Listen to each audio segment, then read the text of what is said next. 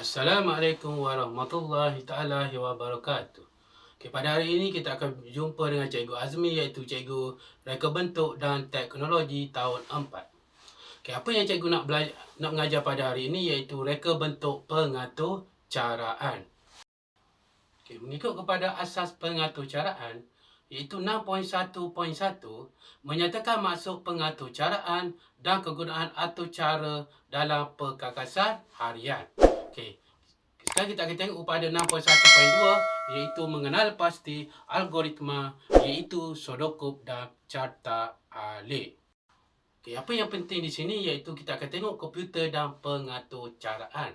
Okay, apa yang kita tahu mengenai komputer dan pengatur caraan? Okay, sebenarnya atur cara komputer adalah urutan arahan berkod dalam perkakasan elektrik atau cara membolehkan data diproses oleh komputer. Okay, apa yang dimaksudkan dengan pengatur caraan? Okay, sebenarnya pengatur caraan pula adalah set arahan yang mengarahkan komputer melakukan sesuatu tindakan. Itu adalah pengatur caraan. Okey, di sini cikgu akan terangkan mengenai perkakasan elektrik di rumah yang menggunakan pengatur caraan komputer. Apa yang kita nampak dekat sini iaitu ada ketua gelombang mikro, mesin basuh automatik, mesin jahit berkomputer, peti sejuk dan sebagainya. Okey, sekarang kita akan lihat pengatur caraan pada peralatan. Okey, sekarang kita akan tengok kepada tekan butang. Okey, maksud di sini tekan butang iaitu tekan butang remote control. Okey, apa yang cikgu nak terangkan di sini iaitu atur cara komputer dalam televisyen pintar membolehkan kita menonton program serta mengakses aplikasi internet, radio dan sebagainya. Ini adalah contoh daripada televisyen iaitu atur cara komputer dalam televisyen. Okey, di samping itu juga apabila mesej daripada butang tadi, barulah alatan menerima arahan dan terus melaksanakan tugasannya. Okey, di sini juga cikgu akan terangkan iaitu atur cara komputer dalam jam digital. Okey, sebenarnya daripada jam digital inilah kita dapat tengok atur cara komputer dalam jam digital, iaitu membolehkan kita melihat masa dan dapat mengaktifkan bunyi pegera. Okay, sekarang apa yang kita akan lihat di sini iaitu peralatannya, iaitu contohnya penyaman udara. Okay, di sini kita akan dapat lihat atur cara komputer dalam penyaman udara. Itu dapat membantu kita menetapkan suhu bilik serta melaraskan suhu bilik yang bersesuaian secara automatik. Okay, di sini kita akan tengok kepada 6.1.2 iaitu mengenal pasti algoritma iaitu Sudoku dan carta alik. Okay, sekarang cikgu akan terangkan apa yang dimaksudkan dengan algoritma. Okay, sebelum kita belajar lebih lanjut, kita mesti tahu apa yang dimaksudkan dengan algoritma. Okay, sebenarnya algoritma adalah satu susunan arahan untuk menyelesaikan sesuatu masalah langkah demi langkah yang melibatkan pengiraan, iaitu pengiraan dia daripada 0 hingga 9, 10, 11 dan yang seterusnya. Dan sebenarnya algoritma boleh dijelaskan melalui Sudoku atau carta alik. Itu yang dimaksudkan dengan algoritma. Okey, biasanya algoritma dilaksanakan oleh komputer, tetapi manusia juga mempunyai algoritma yang tersendiri. Okey, di sini cikgu akan terangkan algoritma. Okey, contohnya, okey, mula-mula sekali kita masukkan duit ke dalam mesin berdasarkan harga minuman. Itu adalah contoh algoritma. Okey, selepas pada itu, kemudian pilih jenis minuman yang dikehendaki, iaitu kita nak memilih A ataupun B. Dan kita akan tekan butang minuman pilihan. Itu tak kisahlah apa minuman pilihan yang kita hendak. Dan selepas pada itu kita akan tunggu sehingga air selesai dituang ke dalam cawan ataupun bekas minuman. Selepas itu kita akan ambil minuman. Itu adalah contoh algoritma, iaitu kita akan mula dan last kali kita akan ambil minuman. Sekarang kita akan tengok kepada Sudoku. Okey, sebenarnya apa yang dimaksudkan dengan Sudoku? Okey, sebenarnya Sudoku merupakan satu bahasa buatan tidak formal atau bahasa biasa yang menunjukkan langkah demi langkah melaksanakan tugasan dari mula hingga tamat. Itu adalah Sudoku. Okey, di samping itu Sudoku adalah alat reka bentuk berasaskan teks yang terperinci. Itu adalah Sudoku. Okey, di samping itu peraturan Sudoku itu mudah sahaja dan semua penyataan yang menunjukkan kebergantungan fungsi perlu ditulis seperti jika, maka, selain, untuk dan sebagainya. Itu merupakan apa yang dimaksudkan dengan Sudoku. Okey, di sini cikgu akan terangkan itu apa sebenarnya Sudoku dan contohnya. Itu kita akan tengok kepada permulaan. Okey, yang pertama dia ada perkataan mula di atas dan dia berakhir di bawah, iaitu tamat. Itu merupakan Sudoku yang ada mula dan dia ada tamat. Okey, di samping itu kita tengok kepada cara penggunaannya, iaitu memasukkan duit ke dalam mesin berdasarkan harga minuman. Dia pun sama berurutan dan pilih jenis minuman, tekan butang minuman pilihan, ambil minuman dan tamat. Itu merupakan cara Sudoku. Okey, di sini untuk kita kenal macam mana Sudoku ini, iaitu kita boleh tengok permulaan ayat yang menggunakan huruf besar, iaitu masukkan. Masukkan merupakan huruf besar. Dan di samping itu kita boleh tengok ayat yang kedua, iaitu pilih. Pilih itu merupakan penggunaan huruf besar. Dan tekan pun sama penggunaan huruf besar. Dan ambil minuman pun menggunakan huruf besar. Dan mula dan tamat menggunakan huruf besar. Itu merupakan cara penggunaan Sudoku tersebut.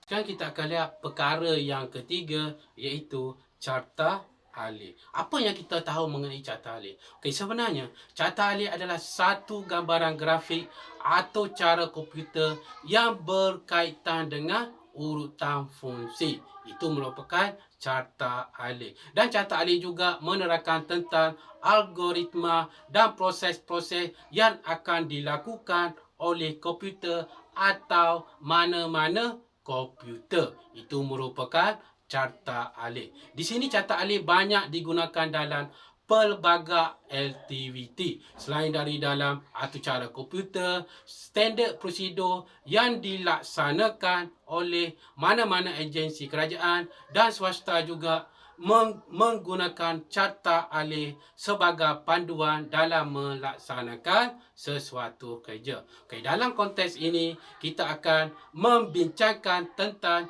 carta alih dari sudut pengatur caraan komputer menurut situasi yang diberi.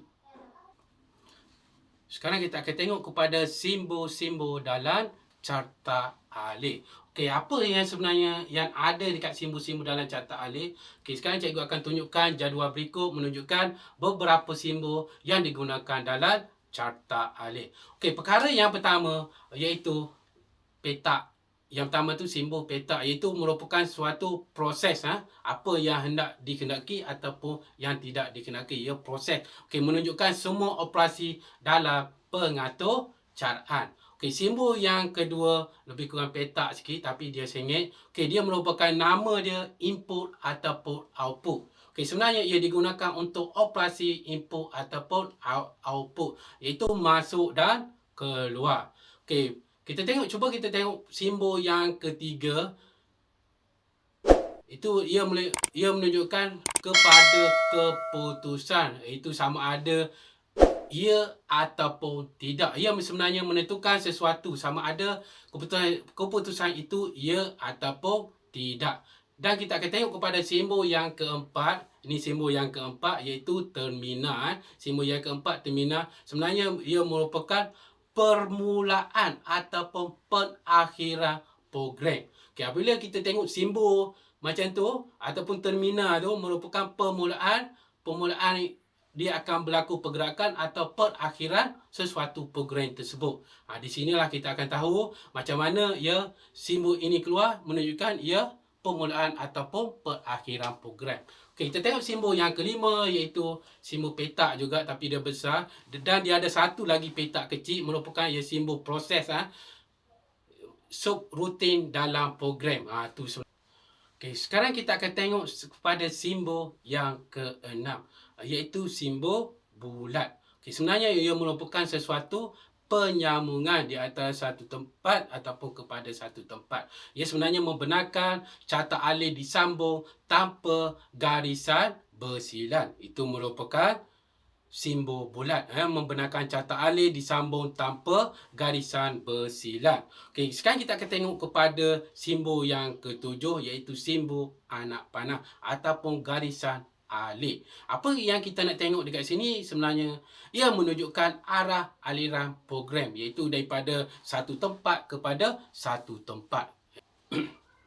Okey, sekarang kita akan tengok kepada carta alih. Okey, contohnya carta alih ini bermula daripada perkataan mula, bermula daripada perkataan mula dan kita akan perkataan mula tu dia berada di dalam petak. Okey, dalam petak itu menunjukkan petak itu sendiri menunjukkan proses apa yang cikgu sudah terangkan tadi. Ia menunjukkan proses iaitu menunjukkan semua operasi dalam pengatur caraan dalam petak mula.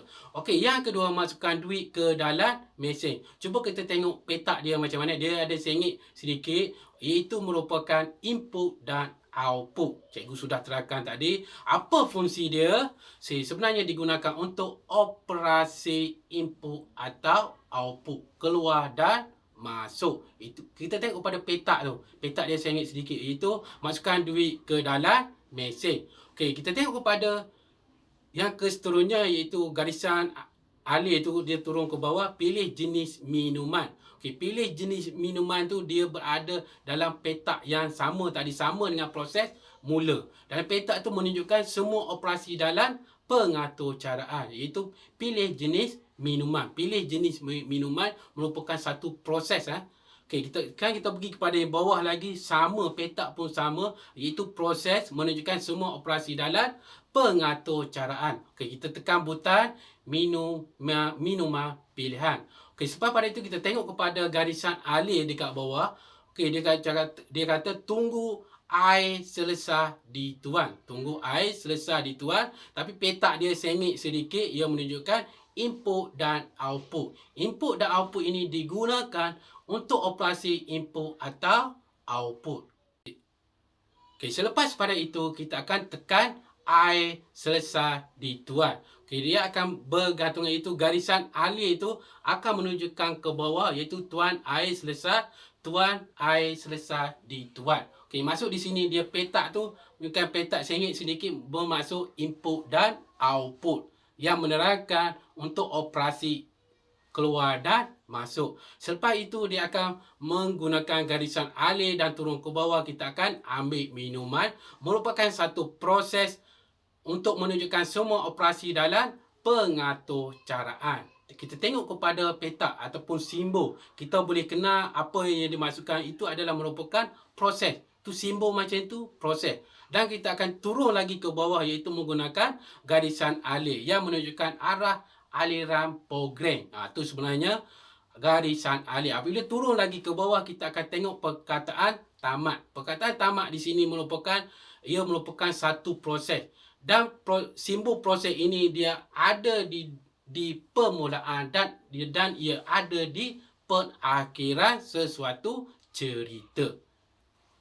Okay, sekian sahaja untuk kali ini. Jangan lupa like, subscribe dan share video Cikgu Azmi.